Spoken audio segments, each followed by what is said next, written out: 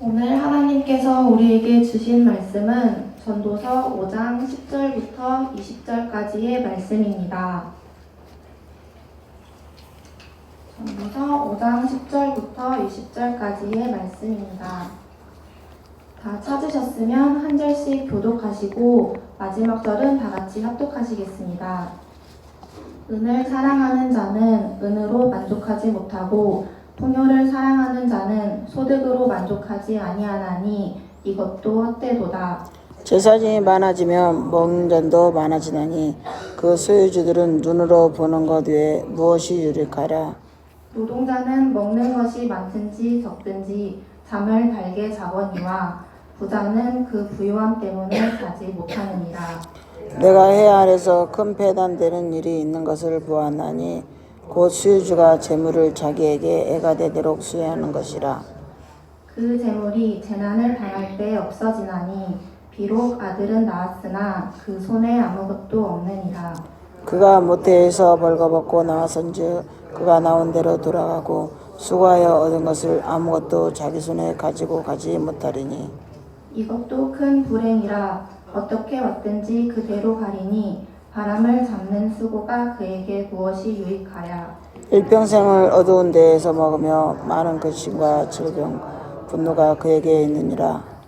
사람이 하나님께서 그에게 주신 바 그 일평생에 먹고 마시며 해 아래에서 하는 모든 수고 중에서 낙을 보는 것이 선하고 아름다움을 내가 보았나니 그것이 그의 몫이로다. 또한 어떤 사람에게든지 하나님의 재물과 부여를 그에게 주사 능히 누리게 하시면마다 소감으로 즐거운 것은 하나님의 선물이라. 다 같이 읽으시겠습니다. 시작. 그는 자기의 생명이 나를 깊이 생각하지 아니하리. 이는 하나님이 그의 마음에 기뻐하는 것을 응답하시니라. 아멘. 오늘 설교 제목을 다 같이 읽으시겠습니다. 시작. 전도서와 돈. 이 말씀의 제목으로 담임 목사님께서 말씀 선포하실 때 큰 은혜 받으시길 축복합니다. 아멘. 좌우 앞뒤에 계신 성도님들과 인사하시겠습니다. 사랑하고 축복합니다. 사랑하고 축복합니다.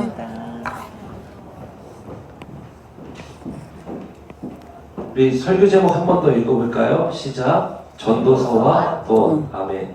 전도서와 돈이라고 하는 주제를 가지고 지난주에 이어서 두 번째 말씀 선포하도록 하겠습니다. 좌우 앞뒤에 계신 성도님들과 한 번 더 축복하면서 이야기하겠습니다. 사랑하고 축복합니다. 사랑하고 축복합니다. 네. 아멘. 아멘. 하나님께서 주시는 복으로 충만한 성도님들 다 되시기를 주님의 이름으로 축원합니다. 아멘. 성경은 돈을 나쁘다라고 이야기하지 않는다라고 말씀드렸죠. 오히려 구약에서는 하나님이 주시는 복으로 가난에서 재물의 번성함을, 당시 복의 척도였던 또 자녀의 번성함을, 그리고 질병에서 장수를 말하고 있습니다. 이게 다 하나님께서 주시는 복의 내용들이에요. 그렇기 때문에 성경은 돈을 나쁘다 이렇게 이야기를 안 합니다. 그런데 성경은 뭐를 나쁘다라고 이야기하냐면 돈을 사랑하는 것이 나쁘다라고 이야기합니다. 뭐가 나쁘다고요? 돈을 사랑하는 것. 돈을 사랑하는 것을 성경은 극도로 경계합니다. 왜 그러냐면요. 신명기 17장 16절에서 17절을 보면은 하나님께서 율법에 뭐를 두셨냐면요. 왕에게 향해서 왕은 말을 많이 두지 말라 그래요. 뭐를 많이 두지 말라고요? 말을 많이 두지 말라. 병말을 많이 두지 말라 그럽니다. 왜 그럴까요? 왕의 부요함을 의도적으로 제한시키는 거예요. 왜 그럴까요, 여러분? 그것은 다른 게 없죠. 왕이 하나님을 의지하고 하나님을 위한 정치를 펼쳐야 되는데 왕이 자꾸 다른 거 의지하는 거예요. 그리고 하나님을 저버리는 것입니다. 그러면 어떻게 돼요? 그 나라가 그 땅에서 거룩을 잃어버리고 하나님의 땅이 거룩을 잃어버린 자들은 토해내잖아요. 그러니까 어떻게 됩니까? 하나님 주신 땅에서 왕이 하나님이 아닌 다른 것들을 의지하고 우상 삼기 시작하면은 어떻게 돼요? 그 나라가 거룩을 잃게 되고 그 나라에서 쫓겨나게 되지 않습니까? 그렇기 때문에 하나님께서는 그것을 경계하셨기 때문에 어떻게 하시냐면은 왕으로 하여금 병마를 많이 두지 말아라. 그러니까 이게 무엇을 이야기합니까? 전도서 맥락에서 보면은 돈을 사랑하지 않는 거라든지 돈을 의지하는 것, 하나님보다 더 우상 삼는 것, 이런 것들은 하나님께서 극도로 경계하셨다는 거예요. 다시 한번 정리합니다. 성경은 돈을 나쁘다라고 이야기하지 않았습니다. 단 사람이 돈을 우상 삼거나 돈을 하나님보다 더 사랑하거나 의지하거나 하나님이 앉으셔야 할 자리에 돈이 가서 앉아 있으면은 하나님은 그것을 극도로 싫어하시고 그것을 극도로 그러지 않도록 경계하신다는 거예요. 심지어 왕으로 하여금 나라에 병마를 많이 두지 말아라 할 정도로. 그래서 나중에 여러분 열왕기상을 보면은 솔로몬의 죄악 중에 하나가 뭐냐면은 솔로몬이 군마를 많이 사들이잖아요. 그게 뭐였습니까? 그 하나님보다 더 의지하는 것들이 막 생기는 거예요. 그러다가 솔로몬에 의해서 나라가 둘로 갈라지게 되고 나중에는 그 나라 전체가 어떻게 됩니까? 바벨론에 의해 포로로 끌려가면서 그 땅에서 쫓겨나게 되죠. 이걸 주님께서는 극도로 경계를 하신 것입니다. 오늘 전도서가 무슨 내용이냐면 돈에 대해서 그렇다면 그리스도인들이 어떤 태도를 가지고 살아야 되는지를 말을 하고 있습니다. 돈을 사랑하면 그 사람은 돈 줬다가 마지막에 허무해질 거다 이렇게 이야기를 해요. 그러므로 돈을 사랑하지 말고 어떻게 이야기합니까? 오늘 말씀에 보면 이렇게 이야기합니다. 돈을 사랑하지 말고 하나님 사랑하고 하나님의 선물인 돈은 감사하게 여기고 기쁘게 사는 날 동안에 잘 누리면서 그렇게 하나님의 선물 받아서 그렇게 살아가라 이렇게 이야기를 합니다. 돈 사랑하지 말고 그러니까 누구 사랑하라고요? 하나님 사랑하고 주신 것은 어떻게 하라고요? 감사함으로 기쁘게 누리면서 살아가라 이렇게 이야기를 하고 있습니다. 그래서 오늘 설교가 무엇이냐면요, 이 돈에 대해서 우리가 어떤 태도를 가지고 살아가야 되는지를 우리가 살펴볼 것이고요. 그리고 하나님의 선물로 주어지는 이 돈의 복을 우리가 어떻게 누리고 그렇게 살아가야 할지 그런 것들에 대해서 오늘 말씀을 받도록 하겠습니다. 이 말씀을 통해서 돈을 사랑하지 않고 하나님을 사랑하고 하나님이 주시는 또 재정의 축복을 여러분들이 충만하게 받으셔서 하나님 주시는 기쁨을 또 이 땅에 살아가는 날 동안에 여러분이 충만히 누리고 살아가시기를 주님의 이름으로 축원합니다. 아멘. 우리 10절에서 17절까지를 볼 건데요. 10절에서 17절까지는 돈을 사랑하는 자는 얼마나 허무하고 헛되어질지 그거에 대해서 말을 하고 있습니다. 그러니까 10절에서 17절에는 돈 사랑하지 말라. 이 메시지. 돈 사랑하면 허무해진다. 헛되어진다. 후회한다. 시간 낭비하게 된다. 이렇게 말을 합니다. 10절부터 한번 읽어보시죠. 10절입니다. 시작. 은을 사랑하는 자는 은으로 만족하지 못하고 풍요를 사랑하는 자는 소득으로 만족하지 못하나니 이것도 헛되도다. 돈 사랑하다가 헛되어진다. 왜 그러냐면은 첫 번째로 뭐라고 얘기합니까? 10절에서 돈은 만족을 모른다. 만족을 모른다. 사람이 돈에 대해서는 만족을 모르기 때문에 돈을 사랑하면 만족을 모르고 그 돈을 쫓아가게 되어 있다라고 이야기합니다. 예전에 제가 군대 생활할 때, 지금은 그런 것들이 없을 거예요. 그런데 제가 예전에 군대 생활할 때는 가혹행위가 많았습니다. 가혹행위가. 근데 가혹행위 중에 제가 있었던 군대에 어떤 가혹행위가 있었냐면요, 바닷물을 마시게 하는 가혹행위가 있었어요. 저희가 부대가 이제 바닷가에 있으니까 늘 바다에서 훈련을 많이 하고 막 그랬거든요. 그러니까 바닷물을 마시게 하는 가혹행위가 있었어요. 그리고 또 하나는 물을 못 마시게 하는 가혹행위도 있었고 그런 것들이 있었어요. 그러니까 바닷물을 많이 마시면 여러분 어떻게 되냐면요, 여러분들은 뭐 바닷물을 그렇게 일부러 먹으실 일은 없잖아요. 놀러 가서 이렇게 뭐 한 모금 하셨을까. 근데 바닷물을 많이 마시면 여러분 사람 어떻게 되냐면요, 사람 죽습니다. 진짜 죽어요. 바닷물을 많이 마시면요, 토를 엄청 해요. 구토를 엄청 하고 그 다음에 어떻게 되냐면 입술이 있잖아요. 이게 쫙쫙 갈라져요. 탈수 현상 때문에. 왜냐하면 소금을 많이 먹으니까 반대로 몸에서는 이 물이 계속 빠지고 신장이 망가지고요. 이게 입술이 완전히 그냥 마른 장작처럼 막 이렇게 쩍쩍 갈라지고 입술이 여기가 막 허해집니다. 막 갈라져가지고. 그게 바닷물을 계속 마시면은 사람이 그렇게 되고 나중에는 이 죽음에 이를 수도 있고 그런 일을 겪어요. 바닷물을 계속 먹이는 막 그런 가혹행위를 당하면은요, 사람이 어떻게 되냐면 밥을 못 먹어요. 밥을 못 먹어. 그러니까 막 쭉 말라가고 그런 일들을 겪는 거죠.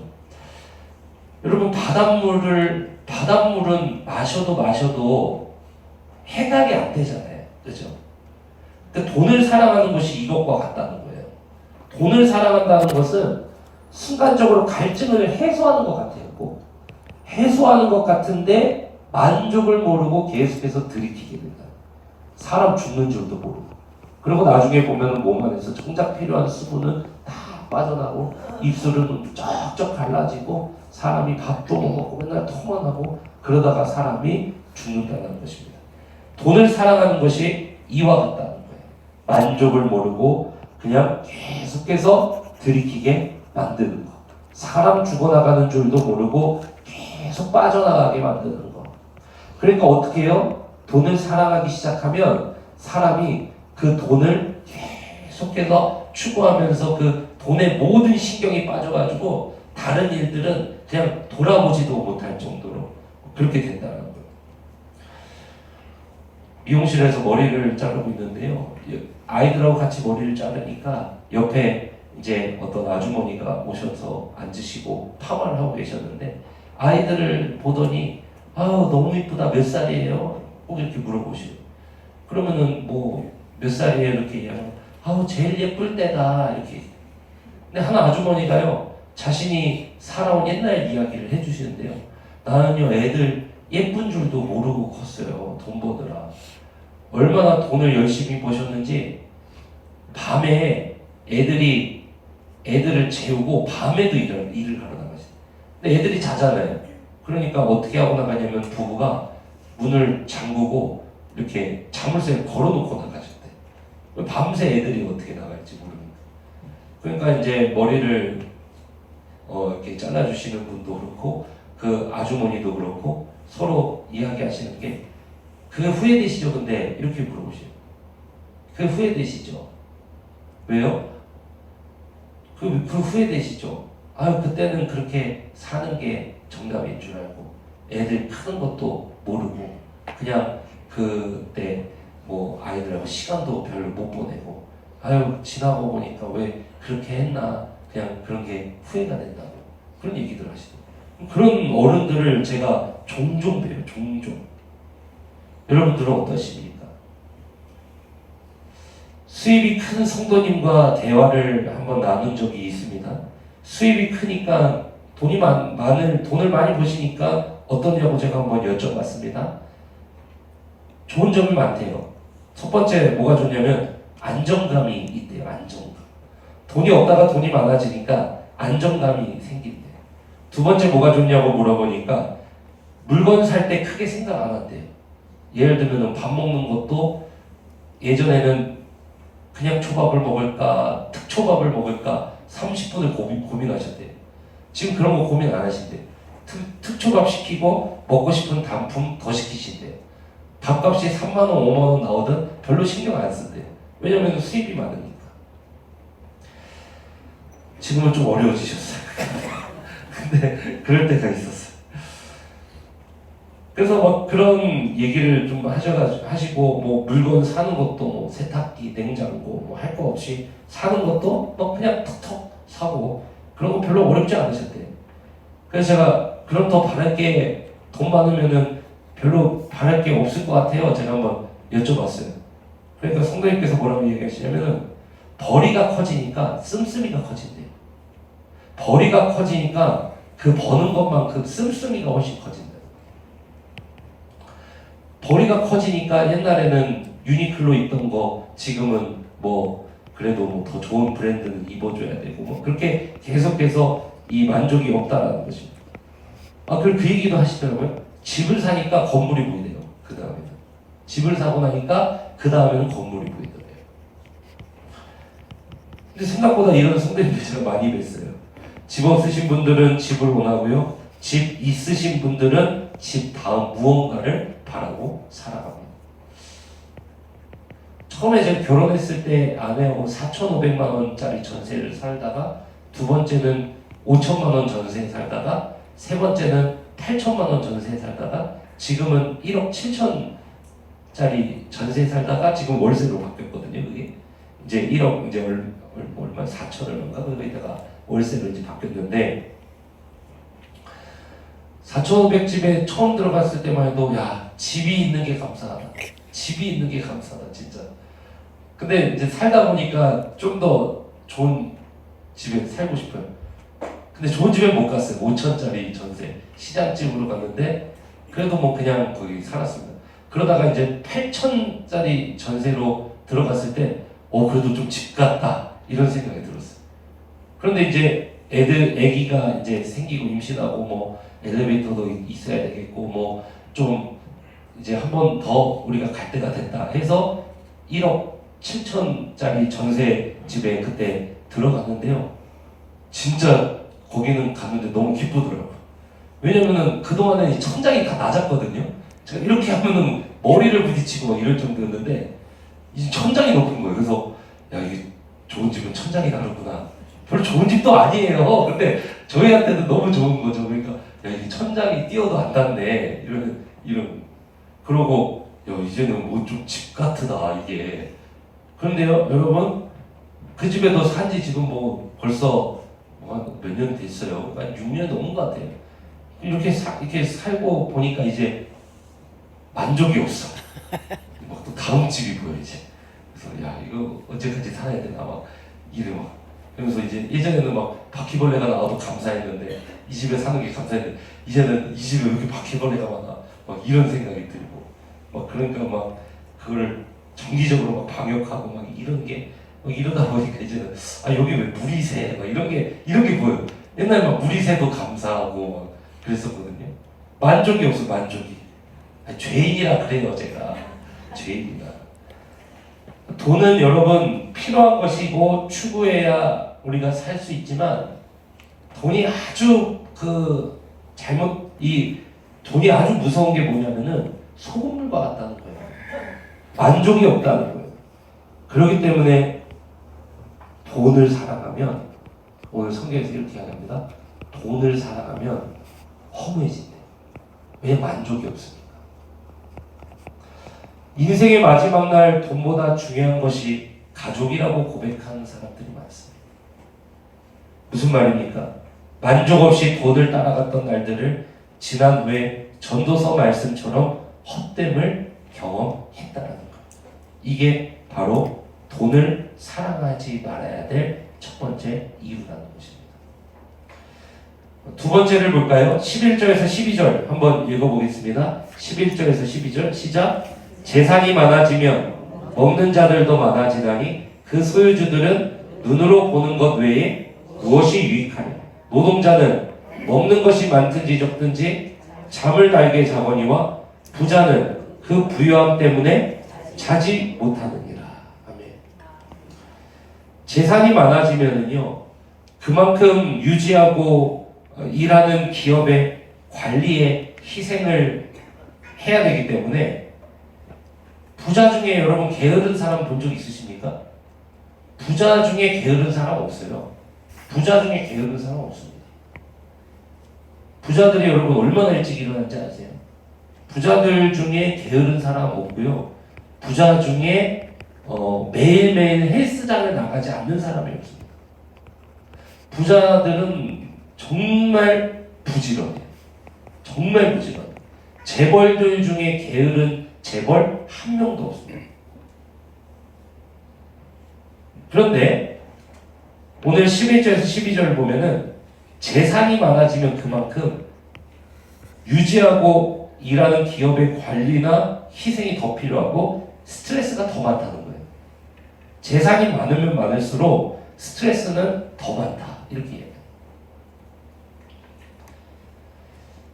예전에 이제 제가 이제 뭐 이렇게 목회 컨퍼런스나 뭐 이렇게 가다 보면은 이렇게 그룹에서 이야기하는 목사님들하고 이렇게 이야기 나누다 보면요, 대형교회 목사님들 이렇게 종종 만날 때가 있어요. 뭐 저 5,000명 목회하시는 한 목사님은요, 스트레스가 막 얼마나 많은지 저희들 보고 뭐라 그러냐면은, 저희들 정도의 규모의 목회자들이 이 당신 교회를 너무 부러워한대. 시스템도 그렇고 사람도 그렇고 뭐 성도님들도 그렇고 뭐 이런 사람들 막 너무 부러워한대. 그런데 그거는 자기 생활을 몰라서 하는 얘기라고. 그러면서 저희들한테 뭐라 그러면, 당신들이 이 자리에 오면은 당신들 급사한다고. 급사한다고. 정말 그 스트레스나 그런 게 말도 못하고 말도 못하는데 그냥 그 속도 모르고 사람들이 부러워한다고. 그런 얘기를 하더라고요. 오늘 여기 말씀에는 여러분 한번 12절에 보면요, 노동자는 이렇게 나오죠. 이건 이제 일용직 노동자를 이야기하거든요. 노동자는 먹는 것이 많든지 적든지 잠을 어떻게 한다 그래요? 달게 잔대. 그런데 부자는 그 부유함 때문에 뭐 한다 그러니까? 자지 못한다 그래요. 사장님 못 자는 거예요, 사장님. 근데 정작 그 노동자는, 일용직 노동자는 그런 거 없이 그냥 달게 잔다라는 것입니다. 제가 예전에 기사 읽었던 것 중에 인스타그램 있잖아요, SNS 중에 막 사진 올리는 인스타그램. 인스타그램 공동 창업자 중에 케빈 시스트롬이라는 사람이 있습니다. 그 사람이 했던 인터뷰가 기억에 남아요. 이 사람이 그 컴퓨터로 코딩이나 개발을 하는 거 있지 않습니까? 그래서 인스타그램 같은 이런 어플을 만들고 뭐 이렇게 뭐 개발하는 거 있잖아요. 웹사이트 만들고 이렇게 하는 그런 거를 너무 좋아했대요. 그래서 자기가 그걸 너무 좋아하기 때문에 이 인스타그램이라는 어플도 만들어서 사람들하고 공유하고 막 이렇게 한 겁니다. 너무 재밌어서 밤이 새는 줄 모르고 너무 재밌게 개발을 했대. 그런데 문제는 뭐냐면은, 자기는 창업을 하면은 이제 이런 자기가 좋아하는 개발 일만 계속 하면서 그렇게 재밌게 살 줄 알았대. 그런데 실제로는 자기가 개발하는 일은 일주일에 1시간 쓰는 일도 없대요. 그런 건 다 직원들이 하고, 정작 개발과 코딩을 좋아했던 자기는 그런 일은 1시간도 못 하고요. 1분도 컴퓨터 앞에 못 앉아 있고요. 자기가 뭐 하고 다니냐면은 맨날 하는 일이 뭐냐면은 투자자 응대, 그리고 사람들 인사 문제, 그리고 사업 전략, 그리고 뭐 개발, 그리고 또 뭐냐면은 뭐 세금 문제, 이런 거 처리하느라고 일주일을 그냥 풀로 다 쓴다는 거예요. 그러니까 자기는 개발하고 코딩하고 하고 싶어하는 일이 그런 거였는데, 정작 사장이 되고 나니까 그런 일은 하지도 못하고 맨날 하는 일이 세금 처리, 뭐 인사 문제, 사람들 불만 해결해 주는 거, 막 이렇게 이런 것들을 한다는 거예요. 그래서 인터뷰하는 사람이 물었어요. 그럼에도 불구하고 당신이 이렇게 성공한 비결이 무엇입니까? 이렇게 이야기를 물었습니다. 이 사람 뭐라고 했냐면, 잠을 안 자는 거죠. 뭐 이렇게 잠 안 자고 맨날 자기가 하기 싫어하는 일들 그렇게 막 하느라고 그냥 일주일을 잠도 못 자고 그렇게 일해서 겨우 그 인스타그램 그 성공을 했다는 거예요, 자기가. 그러니까 뭐 조 단위로 버는 사람이잖아요, 그 사람이. 그렇게 하지만 정작 자기는 잠도 못 잤다는 거예요. 자기가 하기 싫은 일도 계속 해야 되고, 그렇게 산다는 거예요, 자기가. 전도서에 보면 해 아래 새 것이 없다 그랬죠. 과거에 있었던 일이 현재도 있다 그러고요. 지금 있는 일 미래에도 있을 거라고 이야기하죠. 그러니까 전도서의 말처럼 재산이 많을수록 신경 써야 할 것들이 많고, 부자는 자신의 사업 생각에 잠도 못 자고, 재산이 많아지면 노동자도 많아지고, 정작 소유주는 통장에 찍힌 것으로 만족하는 것 외에 몸과 마음이 상하는 일이 더 많다는 거예요. 그러면서 오늘 10절 말씀과 연관해서 보면은, 그러면서도 만족을 모르고 계속해서 가야 합니다. 여러분, 수십조 가진 사람이 엄청 바쁘게 살죠. 수십조 가진 사람은 우리 생각에는 수십조 가졌으면 그냥 편하게 살 것 같잖아요.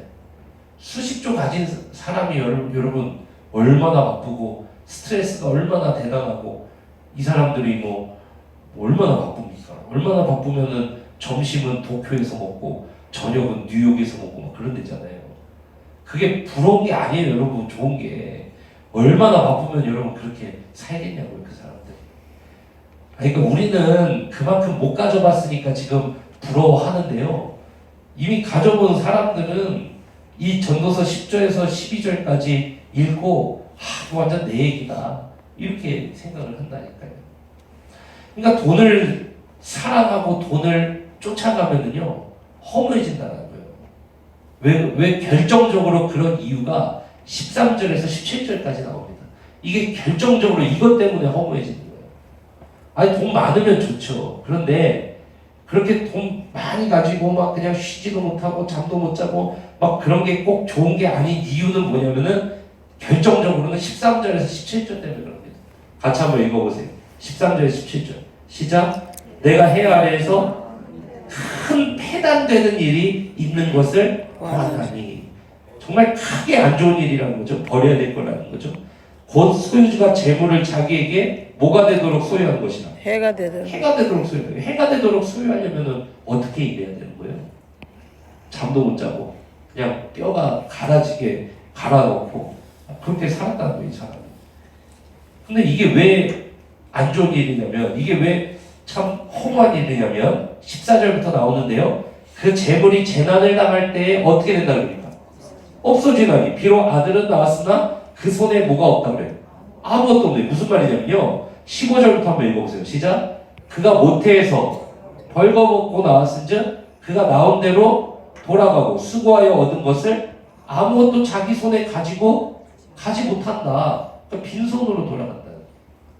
그렇기 때문에 허무하다는 거예요. 돈 쫓아가면. 돈이 나쁘다는 얘기가 아니고 지금 부자 되지 말라는 얘기가 아니고요. 돈을 사랑하면 이렇게 허무해진다는 거예요. 돈을 사랑하면. 그러니까 여러분 제발 부자 되십시오. 그런데 돈 사랑하면은 허무해진다 이거예요. 하나님 주시는 축복으로 부자가 돼야지 돈 사랑해서 그렇게 쫓아가면은 어떻게 되냐? 허무해진다. 여러분 축복으로 부자 되십시오. 축복. 아멘. 축복으로 많은 것을 가지세요. 그래서 쭉 보세요. 15절에 보니까 빈손으로 간다. 16절 읽어봅니다. 시작. 이것도 큰 불행이라 어떻게 왔든지 그대로 가리니 바람을 잡는 수고가 그에게 무엇이 유익하랴. 그래서 이걸 모르고 살아갔던 사람들은 어떤 후회를 하느냐? 17절 일평생을 얻은 데서 먹으며 많은 근심과 질병과 분노가 그에게 있느니라. 이렇게 이야기하면서 그 허무하고 헛된 것 쫓아갔던 사람들의 그 말로를 마지막의 모습을 이렇게 부정적으로 이렇게 보여주는 거죠. 그러니까 성경은 돈을 절대 나쁘다고 이야기 안 하는 거예요. 그런데 뭐를 나쁘다고 그러냐면 돈을 사랑하고 돈을 쫓아가고 목적 없는 돈 이거는 나쁘다고 이야기하는 거예요. 왜? 사람을 죽이니까 그게 사람을 죽이고 그게 사람으로 하여금 하나님 주신 복을 못 누리게 만들고 그게 하나님이 주신 삶을 기쁘고 즐겁게 살아가지 못하게 만드는 게 그게 돈을 쫓아가는 삶이라 이거예요. 여러분 혹시 오늘날 현대를 살아가는 우리의 모습 가운데 혹시 이러한 모습이 없습니까 여러분? 오늘 10절에서 17절까지 나오는 이 돈의 이런 큰 패단을 우리에게 보여주는데도 불구하고 우리의 생각 속에 돈 하는 게 있지 않습니까 혹시? 돈은 정말 필요한 것입니다. 돈은 정말 필요한 거예요. 그래서 돈은 많으면 좋아요. 그러나 성경은 이야기합니다. 돈 많으면 좋다. 그건 하나님의 축복이다. 그러나 그 돈을 사랑하고 쫓아가서 그 결과로 많은 돈을 얻었다면은 종말에 후회하고 종말에 헛헛하고 종말에 내가 뭐 했나 싶고 종말에 다 잃어버리고 하늘 날아가는 그러한 허무한 존재가 된다. 사랑하는 성도 여러분. 그래서 여러분 돈을 사랑하지 말아라 이렇게 이야기를 하는 거예요. 우리 브레센터교회 성도님들은 어떠십니까? 돈을 사랑하십니까? 돈을 쫓아가십니까? 돈이 인생의 전부입니까? 주님은 그런 삶을 후회할 거다 이렇게 이야기를 하십니다. 후회한다 이렇게 이야기해요. 그럼 어떻게 하라는 걸까요? 돈에 대해서 어떤 태도를 가지라는 걸까요? 그게 오늘 말씀 18절에서 20절이에요. 같이 한번 읽어봅시다. 18절 시작. 사람이 하나님께서 그에게 주신 바 그 일평생에 먹고 마시며 해 아래에서 하는 모든 수고 중에서 뭐를 보는 것이? 낙을 보는 것이 선하고 아름다움을 내게 보았나니 그것이 그의 뭐라 그럽니까? 몫이로다. 무슨 말이냐면 돈을 쫓아가고 돈을 추구하고 돈은 정작 쓰지도 못하고 그냥 계속 돈 하면서 그냥 살아가는 사람들에게 18절에 해독을 주죠. 돈에 중독된 사람들에게 해독을 줍니다. 뭐라고 이야기하냐면 돈은 하나님께서 주시는 것이다.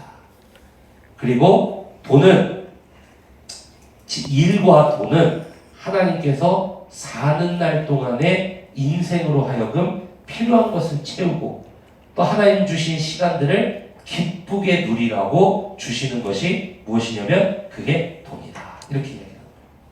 그러니까 하나님께 감사하고 하나님이 주신 것 안에서 기쁘고 즐겁게 사용하면서 그렇게 사는 것이 돈에 대한 올바른 태도라는 거예요.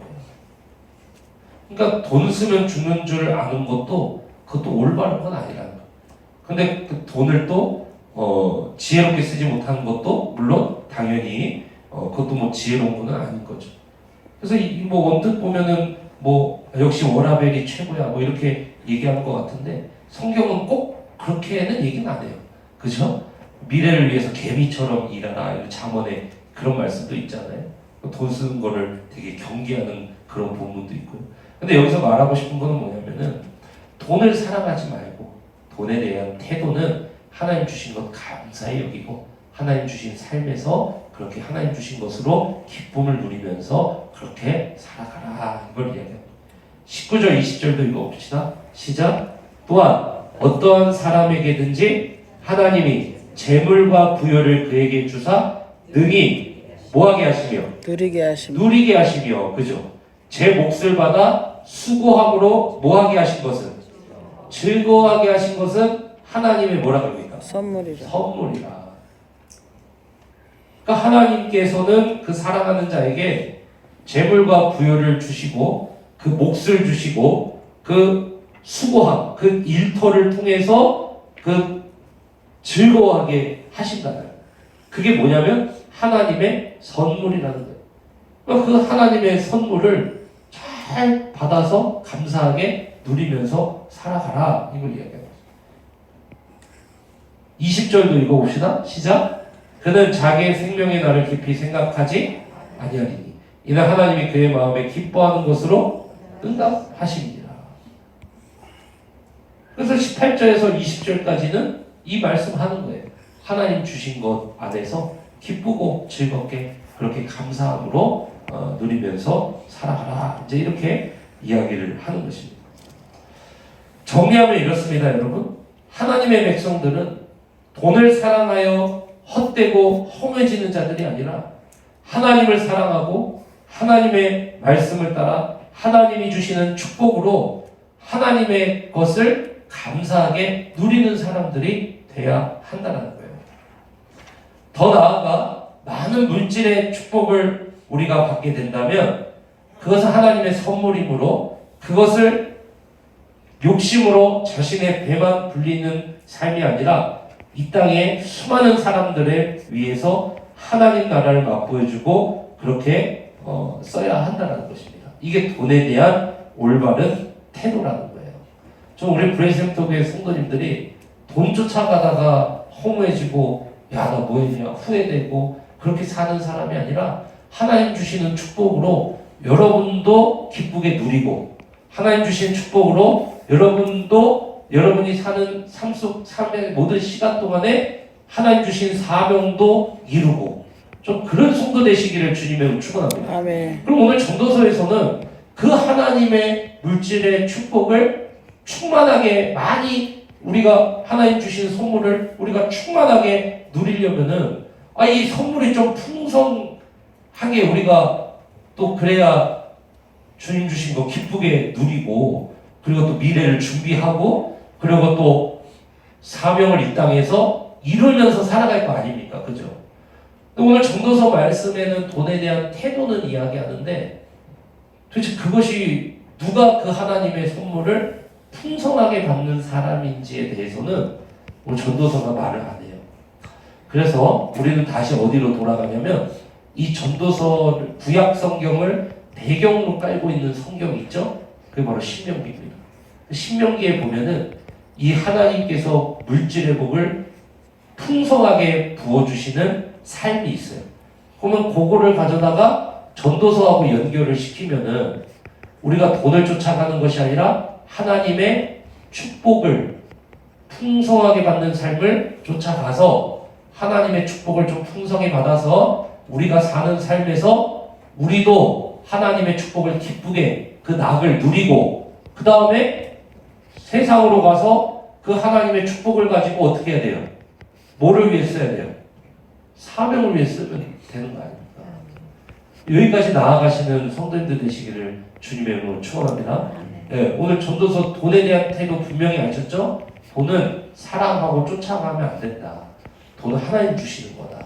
우리 하나님 축복받아서 그걸 기쁘게 누리고 사명을 위해 쓰자. 맞습니까? 아멘. 네, 그러면은 그 하나님의 축복이 누구에게 풍성히 부어져서 누가 하나님의 축복을 풍성히 누릴 것이며 누가 하나님의 축복을 가지고 이 땅에서 사명을 마음껏 행하면서 그렇게 살아갈 것인가. 그 말씀 우리 한번 볼까요? 신명기 11장 한번 펴보세요. 신명기 11장 8절부터 한번 읽어보겠습니다. 신명기 11장 8절부터 읽어보겠습니다. 여기 이제 띄워주실 건데요. 8절에서 21절까지인데 여러분 성경 가지신 분들은 한번 펴보시고 펜으로 동그라미도 치면서 한번 읽어보시면 되겠습니다. 구약성경 279페이지 신명기 11장 8절 한번 읽어보시죠. 시작. 그러므로 너희는 내가 오늘 너희에게 명하는 모든 뭐를 지키라? 명령을 지키라. 그죠? 명령을 지키라. 그리하면 너희가 뭐 할 것이요? 너희가 건너가 차지할 땅에 들어가서 그것을 어떻게 한다는 겁니까? 그렇죠. 하나님이 주시는 축복의 땅, 젖과 꿀이 흐르는 축복의 땅, 가나안 땅은 강한 자에게 주어지는 것이 아니라 하나님이 사랑하는 자, 하나님이 선택한 자, 하나님이 자신의 백성들에게 백성으로 부어진 자에게 주어진 축복입니다. 맞습니까?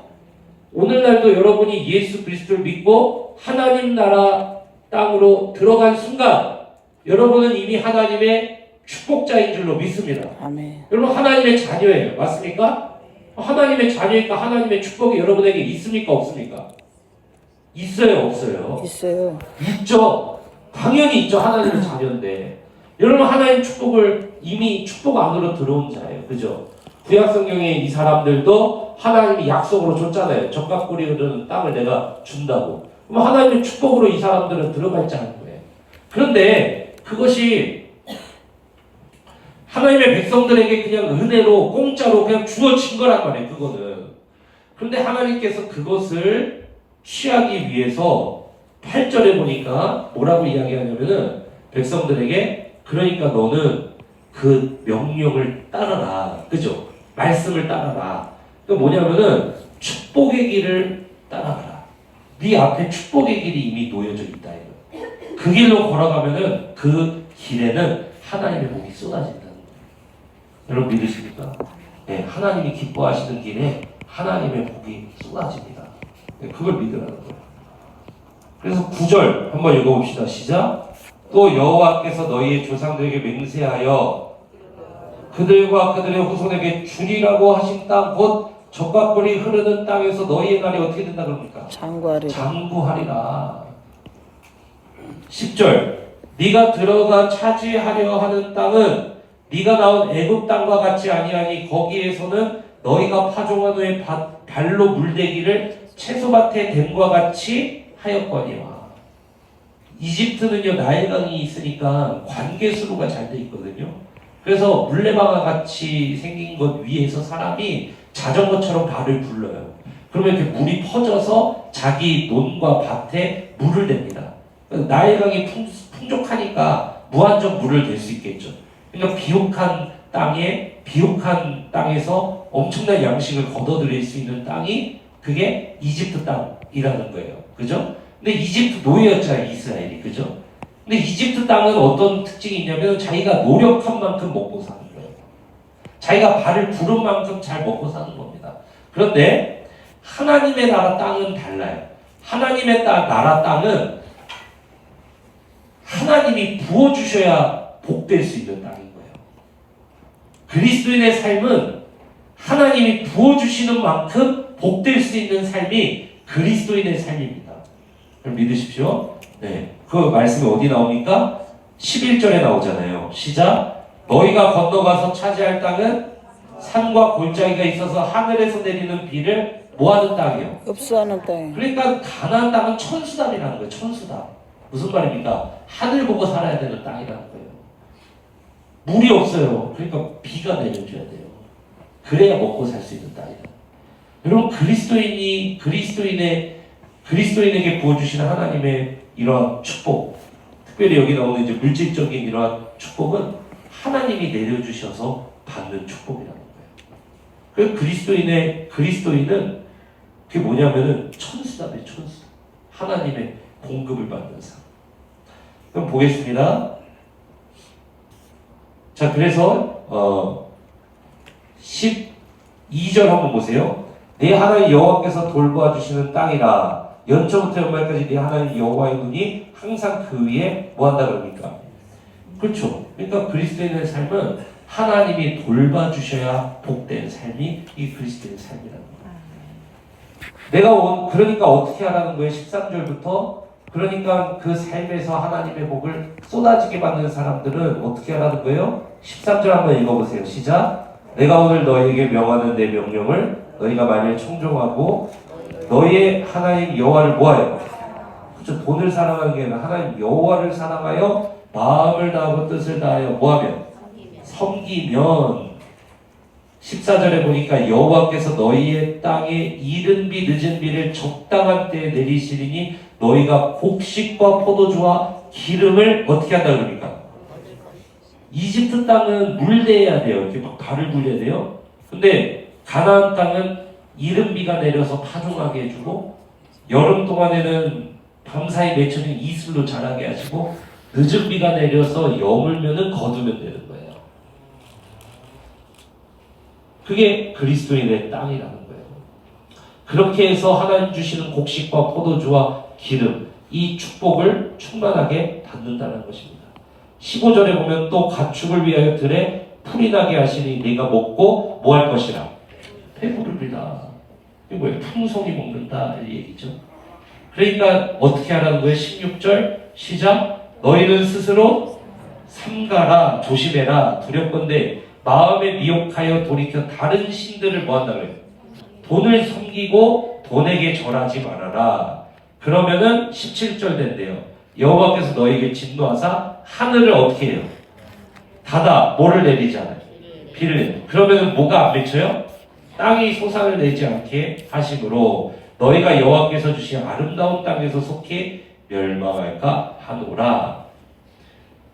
여러분 왜 물질의 축복이 우리 삶에서 문이 닫혀버렸는지 아십니까?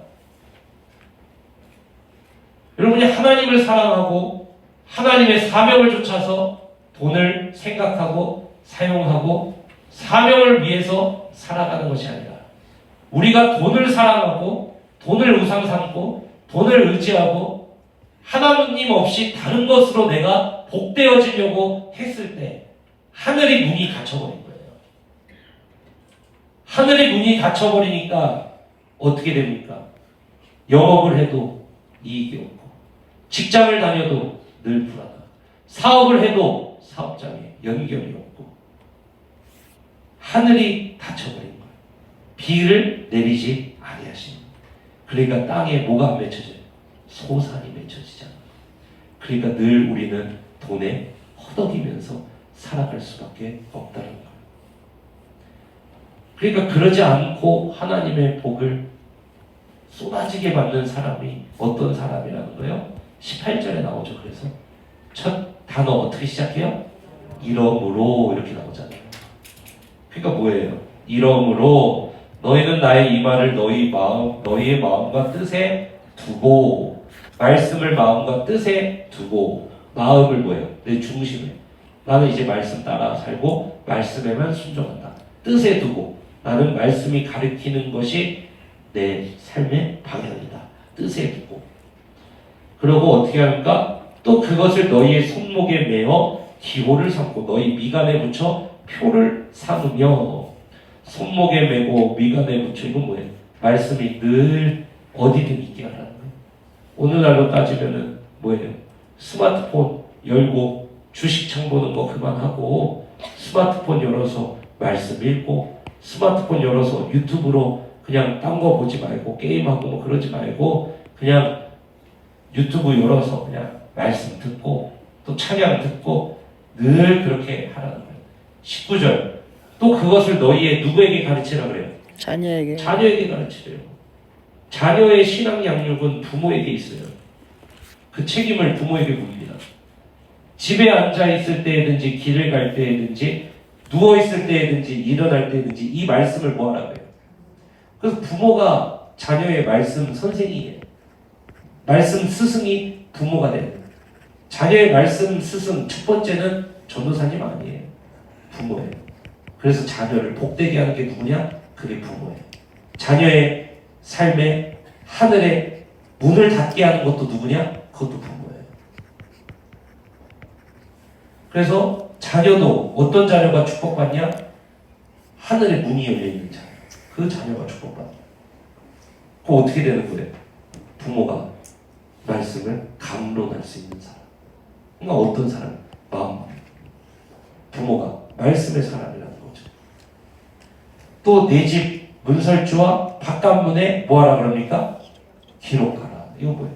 집안 어디에 있든지 말씀으로 충만하게 해라.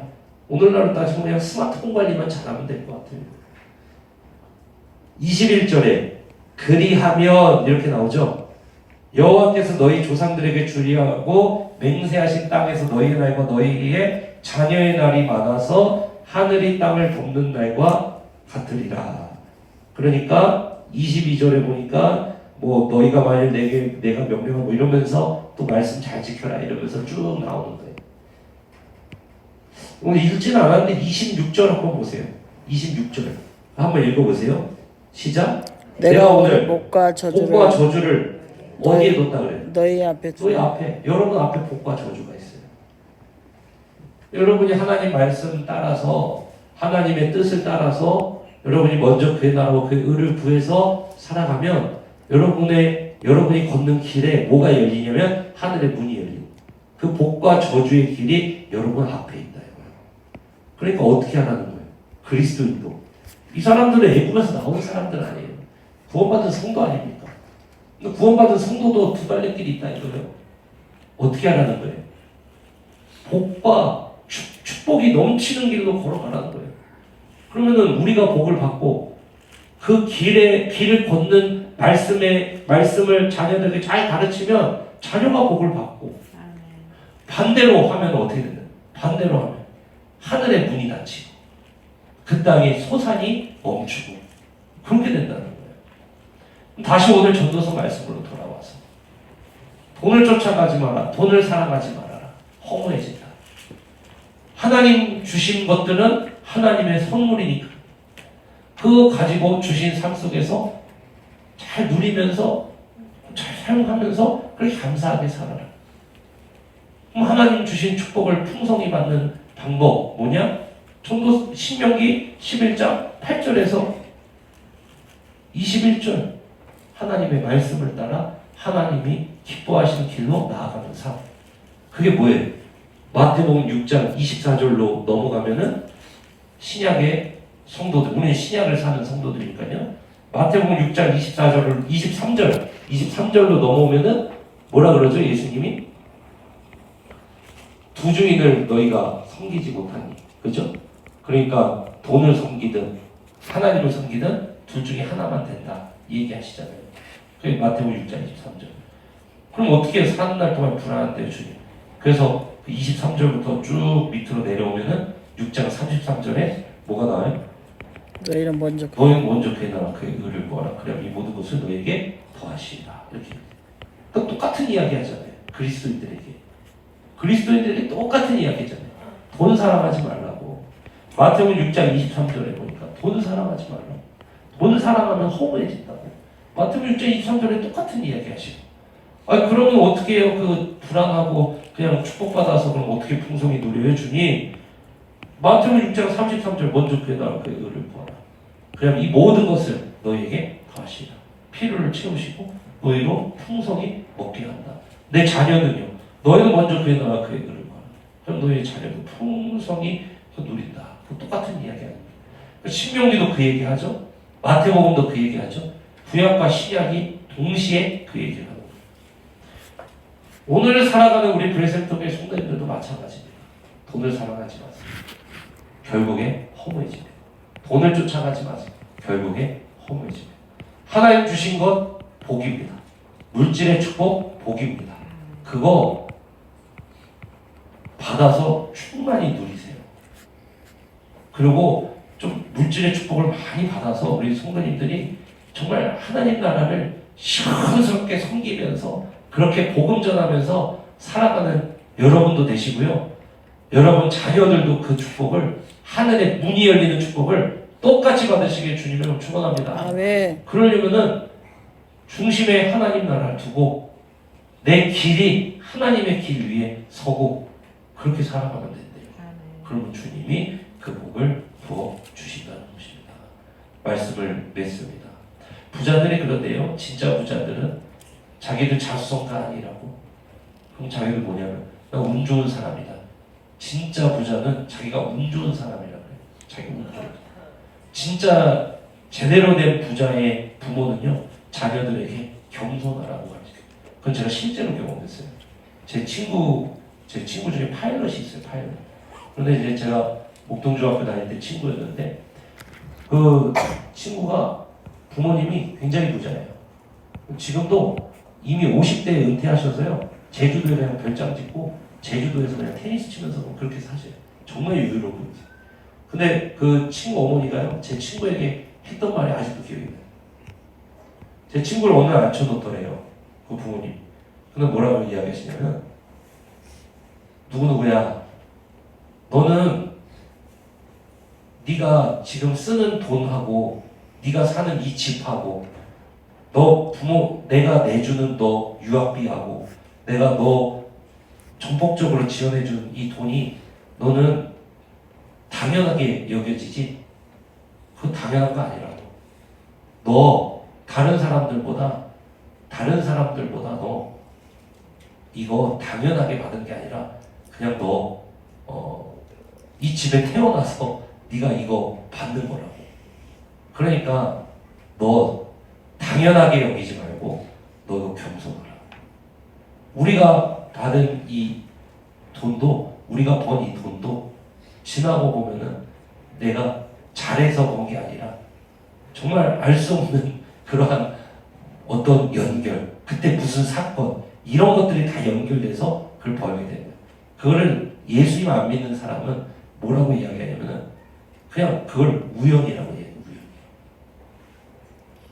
제가 예전에 책 한 권 소개해드렸죠. 경제학이 필요한 순간이라고. 우리에게 경제학이 필요한 순간이죠. 제목이 잘 기억이 안 나. 김현철 씨, 경제학자. 돈에 부자의 8알이 운이래요. 운. 그러니까 겸손하라 이거예요. 그 책의 내용이. 겸손하게 다른 사람들 좀 섬기면서 그렇게. 자수성가는 없다는 거예요. 온전한 자수성가. 하나님의 그러한 특별한 섭리 가운데 행해진 것들이지. 그걸 이야기하는 거예요. 그때 그 사람을 만나지 않았다면, 그때 그 사건이 없었다면, 그때 정부의 정책이 이렇게 바뀌지 않았더라면, 이런 것들이 다 연결된 결과가 부라는 거예요. 그 책이 나와요. 말씀을 맺습니다. 사랑하는 성도 여러분, 그러니까 돈 쫓아가지 마십시오. 돈 사랑하지 마십시오. 허무해집니다. 후회합니다. 아쉬워집니다. 헛헛합니다. 하나님 주신 것 감사해 드리십시오. 지금 돈이 없습니까? 신명기 말씀 붙들고 마태복음 말씀 붙들고 하나님 주시는 사명을 중심에 두고 하나님 앞에 간구하면서 여러분이 말씀 따라 오늘부터 살아가십시오. 그럼 하나님께서 축복하신다고, 물질의 축복도 주신다고 분명히 약속하셨습니다. 이 약속이 이루어지지 않는다면 그거는 하나님이 거짓말쟁이란 말 아닙니까? 그러나 하나님은 그럴 수 없는 분입니다. 그렇기 때문에 하나님께서는 하나님의 길을 걷는 자들에게 하나님이 분명히 축복하시고 그 삶을 인도해 주실 줄로 믿습니다. 아멘. 그 축복받아서 여러분도 누리고 여러분을 통해서 수많은 사람들이 하나님 나라의 맛을 보는 그런 복된 인생 사시기를 주님의 이름으로 축원합니다. 아멘.